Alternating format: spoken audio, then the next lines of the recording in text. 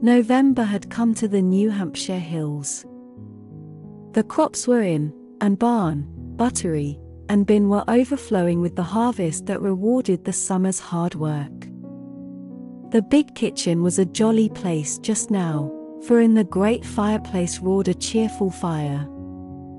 On the walls hung garlands of dried apples, onions, and corn.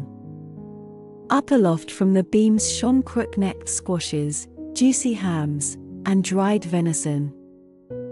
For in those days deer still haunted the deep forests. Savory smells were in the air, on the crane hung steaming kettles, and down among the red embers copper saucepans simmered. A white-headed baby lay in the old blue cradle that had rocked 7 other babies, now and then lifting his head to look out, like a round, full moon, then subsided to kick and crow contentedly, and suck the rosy apple he had no teeth to bite. 2 small boys sat on the wooden settle shelling corn for popping. 4 young girls stood at the long dresser, busily chopping meat, pounding spice, and slicing apples. And the tongues of Tilly, Prue, Roxy, and Rhodey went as fast as their hands. Farmer Bassett and F, the oldest boy, were corring round outside. For Thanksgiving was at hand, and all must be in order for that time-honoured day. To and fro, from table to hearth, bustled Mrs. Bassett, flushed and flowery, but busy as the queen bee of this busy little hive should be. I do like to begin seasonable and have things to my mind. Thanksgiving dinners can't be drove, and it does take a sight of victuals to fill all these hungry stomachs, said the good woman, as she gave a vigorous stir to the great kettle of cider applesauce, and cast a glance at the fine pies set forth on the buttery shelves. Tilly, the oldest girl, a red-cheeked, black-eyed lass of 14, was grinding briskly at the mortar, for spices were costly, and not a grain must be wasted. Prue kept time with the chopper, and the twins sliced away at the apples till their arms ached. For all knew how to work, and did so now with a will. Come, girls, fly round and get your chores done, so we can clear away for dinner, just as soon as I clap my bread into the oven, called Mrs. Bassett presently, as she rounded off the last loaf of brown bread. Here's a man comin' up the hill lively, shouted Saul and Seth, running to the door. It was a stranger, who threw himself off his horse and hurried up to Mr. Bassett in the yard, with some brief message that made the farmer drop his axe and look so sober that his wife guessed at once some bad news had come. The man said old Mr. Chadwick stopped him as he passed, and told him to tell Mrs. Bassett her mother was failin' fast, and she'd better come today. He knew no more, and having delivered his errand he rode away, saying it looked like snow and he must be jogging, or he wouldn't get home till night. We must go right off, Eldad. Hitch up, and I'll be ready in less than no time, said Mrs. Bassett, wasting not a minute in tears and lamentations, but pulling off her apron as she went in. By the time the old yellow sleigh was at the door, the bread was in the oven, and Mrs. Bassett was waiting, with the baby done up like a small bale of blankets. Now, he must look after the cattle like a man, and keep up the fires, for there's a storm brewing, and neither the children nor dumb critters must suffer, said Mr. Bassett, as he turned up the collar of his rough coat and put on his blue mittens. while the old mare shook her bells as if she preferred a trip to Keene to Horlingwood all day. Tilly, put extra comfortables on the beds tonight. The wind is so searchin' up chamber. Have the baked beans and injun put in for dinner? And whatever you do, don't let the boys get at the mince pies, or you'll have them down sick. I shall come back the minute I can leave mother. Pa will come tomorrer. Anyway, so keep snug and be good. I depend on you, my darter. Use your judgment and don't let nothin' happen while mother's away. Yes'm, goodbye, goodbye, called the children, as Mrs. Bassett was packed into the sleigh and driven away, leaving a stream of directions behind her. The few flakes that caused the farmer to predict bad weather soon increased to a regular snowstorm, with gusts of wind. Far up among the hills winter came early and lingered long. But the children were busy, gay, and warm indoors, and never minded the rising gale nor the whirling white storm outside. Tilly got them a good dinner. And when it was over, the two elder girls went to their spinning. For in the kitchen stood the big and little wheels, and baskets of wool rolls, ready to be twisted into yarn for the winter's knitting. F kept up a glorious fire, and superintended the small boys, who popped corn and whittled boats on the hearth, while Roxy and Rhodey dressed corncob dolls in the settle corner. At sunset the boys went out to feed the cattle, bring in heaps of wood, and lock up for the night. As the lonely farmhouse seldom had visitors after dark, the girls got the simple supper of brown bread and milk, baked apples, and doughnuts as a treat. Then they sat before the fire, the sisters knitting, the brothers with books or games, for F loved reading.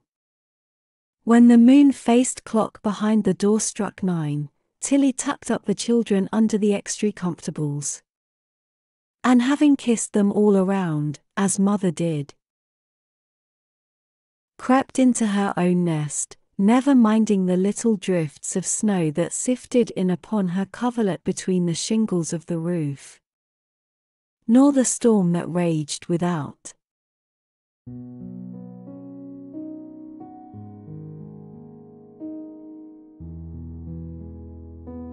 When they woke it still snowed, but they broke the ice in their pitchers, and went down with cheeks glowing like winter apples, after a brisk scrub and scramble into their clothes.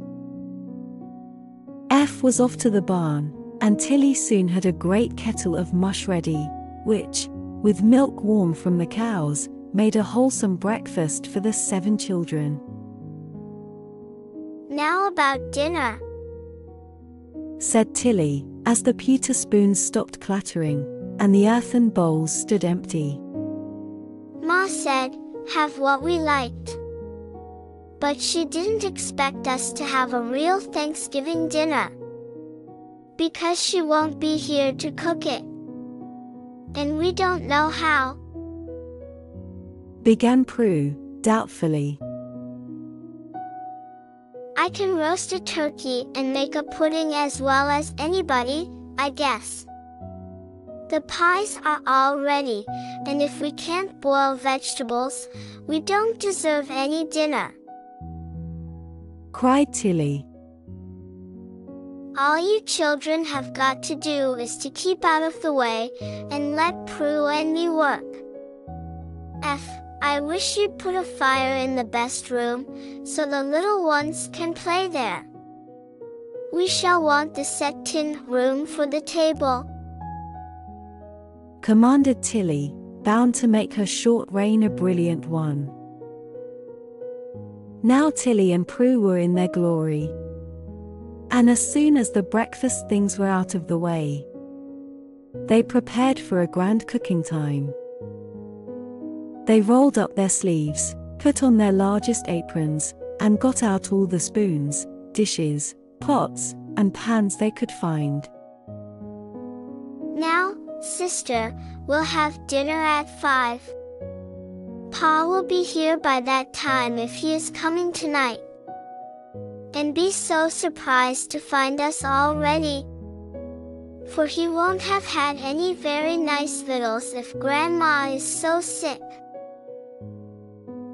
said Tilly importantly. "I shall give the children a piece at noon. Donuts and cheese, with apple pie and cider will please them. There's beans for F, he likes cold pork, so we won't stop to warm it up. For there's lots to do. And I don't mind saying to you, I'm dreadful dubersome about the turkey. It's all ready but the stuffing. And roasting is as easy as can be. I can baste first rate. Ma always likes to have me, I'm so patient and steady, she says," answered Prue. "I know, but it's the stuffin' that troubles me," said Tilly, rubbing her round elbows as she eyed the immense fowl laid out on a platter before her. "Well, I'll get the puddin' off my mind fust, for it ought to bile all day. Put the big kettle on, and see that the spit is clean, while I get ready." Tilly attacked the plum pudding. She felt pretty sure of coming out right here, for she had seen her mother do it so many times, it looked very easy. So in went suet and fruit, all sorts of spice, to be sure she got the right ones, and brandy instead of wine. But she forgot both sugar and salt, and tied it in the cloth so tightly that it had no room to swell. So it would come out as heavy as lead and as hard as a cannonball, if the bag did not burst and spoil it all. Happily unconscious of these mistakes, Tilly popped it into the pot, and proudly watched it bobbing about before she put the cover on and left it to its fate. "I can't remember what flavorin' Ma puts in," she said, when she had got her bread well soaked for the stuffing. "I can't feel sure of anything but pepper and salt for a turkey. Seems to me it's sweet marjoram or summer savory. I guess we'll put both in, and then we are sure to be right. The best is up garret, you run and get some, while I mash the bread," commanded Tilly, diving into the mess. Away trotted Prue, but in her haste she got catnip and wormwood. For the garret was darkish, and Prue's nose was so full of the smell of the onions she had been peeling, that everything smelt of them. She pounded up the herbs and scattered the mixture into the bowl. "It doesn't smell just right, but I suppose it will when it's cooked," said Tilly, as she filled the turkey and sewed it up with the blue yarn, which happened to be handy. She forgot to tie down his legs and wings, but she set him by till his hour came, well satisfied with her work. It took a long time to get all the vegetables ready, for, as the cellar was full, the girls thought they would have every sort. F helped, and by noon all was ready for cooking, and the cranberry sauce, a good deal scorched, was cooling in the lean-to. Luncheon was a lively meal, and doughnuts and cheese vanished in such quantities that Tilly feared no one would have an appetite for her sumptuous dinner. But the boys assured her they would be starving by 5 o'clock. "Now you all go and coast, while Prue and I set the table and get out the best chiny," said Tilly, bent on having her dinner look well. no matter what its other failings might be. F took his fiddle and scraped away to his heart's content in the parlor, while the girls, after a short rest, set the table and made all ready to dish up the dinner when that exciting moment came.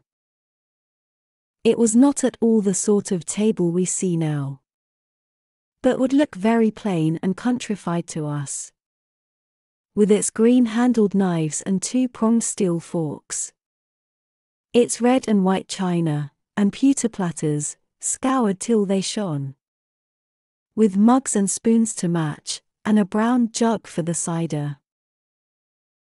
The cloth was coarse, but white as snow, and the girls had seen the blue-eyed flax grow, out of which their mother wove the linen they had watched and watered while it bleached in the green meadow. They had no napkins and little silver, but Ma's few wedding spoons were set forth in state. Nuts and apples at the corners gave an air, and the place of honor was left in the middle for the oranges yet to come.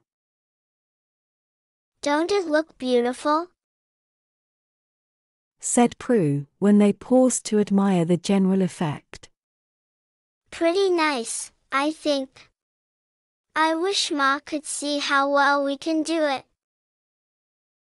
said Tilly. The short afternoon had passed so quickly that twilight had come before they knew it. They were just struggling to get the pudding out of the cloth when Rosie called out, "Here's Pa. There's folks with him," added Rhodey. "Lots of them. I see 2 big sleighs chock full," shouted Seth, peering through the dusk. "I see Aunt Cynthia and Cousin Hetty, and there's Mose and Amos. I do declare, Pa's bringing them all home to have some fun here," cried Prue, as she recognized one familiar face after another. "Hooray for Pa! Hooray for Thanksgiving!" The cheer was answered heartily, and in came father, mother, baby, aunts, and cousins, all in great spirits, and all much surprised to find such a festive welcome awaiting them. "Ain't Grandma dead at all?" asked Sol, in the midst of the kissing and handshaking. Bless your heart, no. It was all a mistake of old Mr. Chadwick's. He's as deaf as an adder, and when Mrs. Brooks told him Mother was mendin' fast, and she wanted me to come down today, he got the message all wrong, and give it to the fust person passin' in such a way as to scare me most to death, and send us down in a hurry. Mother was sittin' up as chirk as you please, and dreadful sorry you didn't all come. So to keep the house quiet for her, and give you a taste of the fun, your pa fetched us all up to spend the evening, and we are going to have a jolly time to jedge by the looks of things," said Aunt Cynthia. Tilly and Prue were so elated by the commendation of Ma and the aunts that they set forth their dinner, sure everything was perfect. But when the eating began, which it did the moment wraps were off, then their pride got a fall. For the first person who tasted the stuffing, it was big cousin Mose, and that made it harder to bear. Nearly choked over the bitter morsel. Tilly Bassett, whatever made you put wormwood and catnip in your stuffin'? Demanded Ma, trying not to be severe, for all the rest were laughing, and Tilly looked ready to cry. "I did it," said Prue, nobly taking all the blame, which caused Pa to kiss her on the spot, and declare that it didn't do a mite of harm, for the turkey was all right. I never seen onions cooked better. All the vegetables is well done. And the dinner a credit to you, my dears, declared Aunt Cynthia. The pudding was an utter failure. In spite of the blazing brandy in which it lay as hard and heavy as a stone, it was speedily whisked out of sight. And all fell upon the pies, which were perfect. But Tilly and Prue were much depressed, and didn't recover their spirits till the dinner was over and the evening fun well underway. When F struck up Money Musk on his fiddle, old and young fell into their places for a dance. All down the long kitchen they stood, Mr. and Mrs. Bassett at the top, the twins at the bottom. And then away they went, heeling and toeing, and taking their steps. Apples and cider, chat and singing, finished the evening. And after a grand kissing all round, the guests drove away in the clear moonlight which came just in time to cheer their long drive. When the jingle of the last bell had died away, Mr. Bassett said soberly, as they stood together on the hearth, "Children, we have special cause to be thankful that the sorrow we expected was changed into joy. So we'll read a chapter before we go to bed, and give thanks where thanks is due."